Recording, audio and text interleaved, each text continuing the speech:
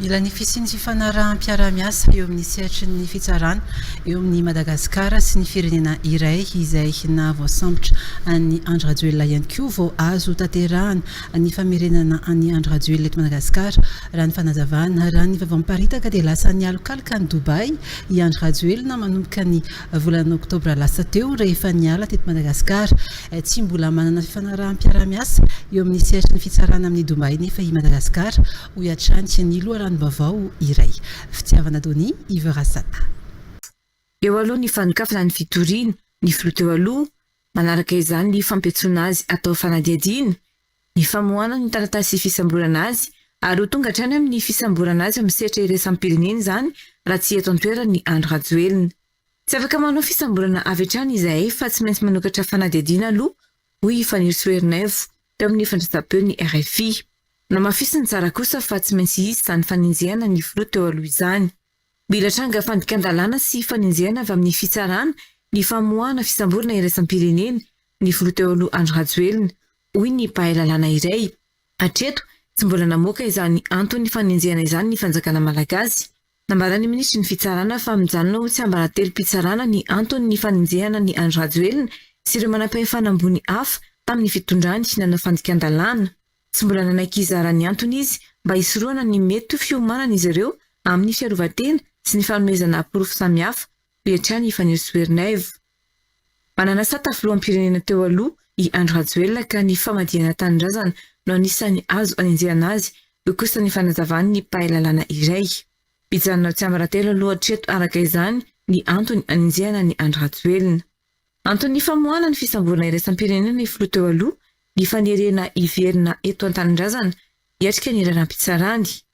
Nanamafy teo i Fanny Soerneve fa mila manatrika izany i Andry Rajoelina ary efa manao ny fomba rehetra ny fanjakana amin'izao anatanteraka izany. Raha ny feo mandeha, lasa mialokaloka ao Dubai i Andry Rajoelina rehefa niala teto Madagasikara ny volana Oktobra lasa teo.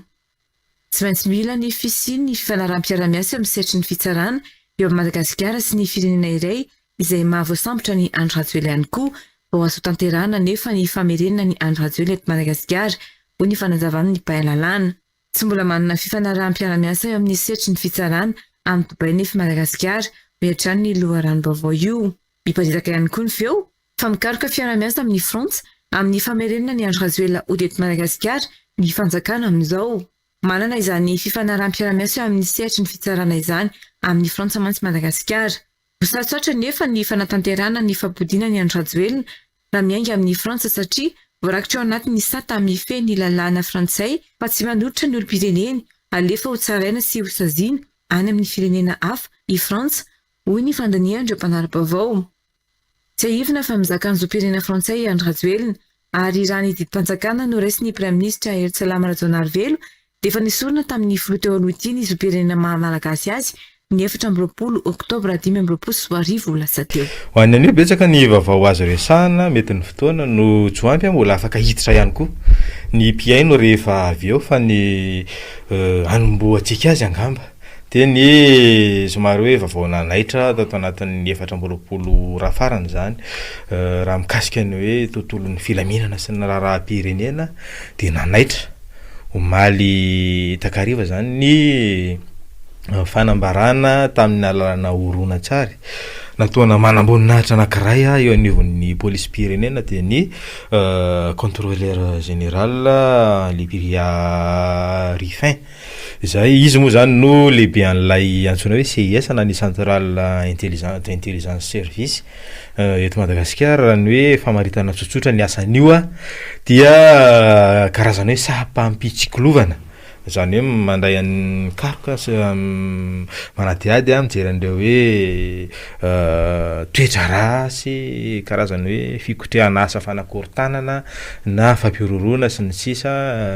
resaka hoe loharanom-baovao samihafa zany mikasika an'izay. Dia hoe miala amin'ny toerana zany ny tenany raha ny fanambarany dia hoe voatendry amina andraikitra iraisam-pirenena dia hoe tsy azo afangaro amin'ny asa mahalehibe ny CIS azy na zany betsaka ny fanontaniana manitikitika ao anatin'io satria maly nisy fampahalalamba avao ohatra zany resaka hoe tsy nisy toyantsony ny raharaha fikotrehana na fifofona ny ain'ny filoham-panjakana colonel Randrianirina Mikael. De io moa zany tranga sy vaovao 3 andro monja taorinan'ny nanendranan'ity tompon'andraikitra ambony ity tamin'izany fotoana fahatimy volana novambra izy no voatendry zany hoe ray volana latsaka afaka 2 andro de tsy ampy ray volana zany fa latsaka kely de nametra-pialany ty tompon'andraikitra ambony ity asa hoe misy ifandraisany amin'izany ve fa amin'ny lafindray zany hoe misy ny fanazavana teknika netiny fa amin'ny lafindray mbola manetikitika ny sain'ny olom-pirenena ny hoe nanahoana ny toy aneny raharaha hoe fikasana ifofony aina filoham-panjakana iny satria talohan'izay ihany koa de efa nisy solombavam-bahoaka anankiray ny resaka sy naneho hoe misy vola hatrany amin'ny 720 miliara ariary izay nambarany fa de hoe aparitaka entana ifofona aina filoham-panjakana amin'ny lafindray tena hoe zavatra stratégique saropaty zany fa amin'ny anaran'ny hoe mangarahara ihany koa de mametra-panontaniana ihany zany ny olom-pirenena tao aorianan'iny hoe inona ny toyany nanahoana ny raharaha-pitsarana satria hatramin'izao mola tsy nisy an'izay raha tsy hoe fa nandeha mangingina tao mety hoe no tsy ambaratelon'ny fanadihadiana ve de tsy misy toyan'ilay vaovao sy ty hoe resaka saropady ty fa raha ny loharanom-bavao navoaka ny CIS tamin'izany de tena hoe zava-doza nampisehoana sary na basy raitra de raitra fitaovam-piadiana basy mahery vaika na raha na bala maro be hatrany amin'ny enina zany basy vaovao de nisan'la hoe vola be teo amin'ny 2 miliara ariary teo zay hoe ny 2.5 de vola vaovao be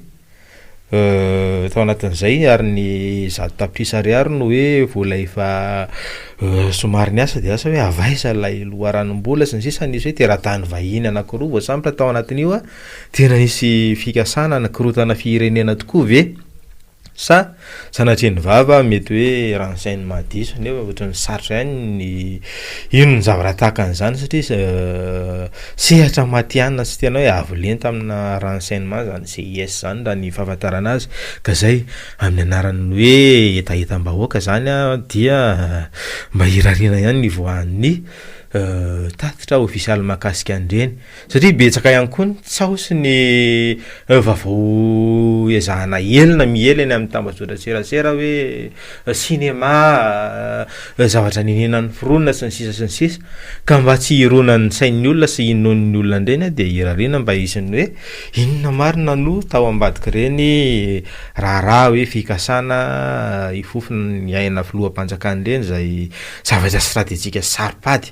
amina firenena anankiray ka asa hoe ho tonga amin'izay ve sa mijanona ho efa mofao eo indresaka iny ny zava-dehibe aloha efa voatiandro maly ihany ny tailet général vaovaon'ny CIS zany dia ny kolonely Rabeamanatsoa Fetrarivo zay efa tanany andraikitra mahakomandin'ny sekolin'ny gendarmerie-pirenena tany Ambositra nanomboka ny volana martsa 2024 teo de zay le izy hoe raha io sary io zany de nikisaka aloha ny avao nakisaka ny alany teo anivon'ny polisy pirenena dia miditra ny avy amin'ny zandara lay fitanana ny ty andraikitra isan'ny hoe stratégique amina fitsiklovana eto Madagasikara ty de andrasana ny toyan'iny fa zavatra isan'ny hoe manetikitika n'izay mbahoaka sy mikasika ny raharaha-pirenena tahaka an'ireny. De ny vaovao hafa azo resahana efa adihevitra hatramin'ny malo moa zany ilay hoe lehibe ny faritra nisy mpiaino atsika ndresaka hoe maninona noatrany hoe fomba fiasa teo aloha ihany no averina hoe efa fanendrena nisy hatramin'izay raha tokony fifidianana de nivoaka tamin'ny fahangina ny ministera ny aty-tany namoaka fanambarana ofisialy zany no an'ny omaly fa de hoe tsy maintsy miroso amin'ilay fanendrena aloha tsika noho ny antony hoe fanakianana sy fitarainana maro samihafa momba ny fifidianana hatramin'izay ka hatramin'izao de maro ny hoe faneho-kevitry ny olom-pirenena sy ny firaisamon'om-pirenena ny mpanao politika mikasika ny hoe fikarakarana sy ny famoahana voka-pifidianana zay betsaka ny tsy fahatokisana de raha ny fanambarana zany sy ny hoe akafiben-javatra votoatany tao anatin'izy ity de hoe aorianan'ny fikonan-doham-pirenena vao afaka tena manapa-kevitra tsika hoe ahoana ny fomba sy ny paipaika sy ny pitsopisony ahafahana miditra amin'ny fikarakarana fifidianana manodidina an'izay ny lehibe mifatra eo fa ny hoe fifidianana rehetra ihany koa zany de azo antoka sy heverina fa aorianan'izay fikonan-doham-pirenena zay vao hoe hipetraka ny lamina sy ny fitsipy-dalao ahafahana hoe mametraka zany lamina sy rafitra lamina sy azo itokisana tsy mitanila isena fifidianana eken'ny rehetra satria adevitra mandeha sy petrakevitra ihany napetrakantsika omaly hoe mbola azo itokisana sy antenaina ametraka fifidianana madio sy milamina ve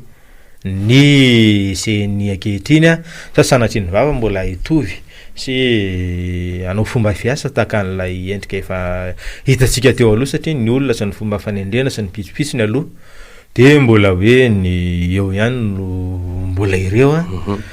de tsy hisy ve sy inona ny antoka zany tsy isina karazana hoe tsindra sy baiko a natamberina ndraikitra avy amina vondrona mpanao politika na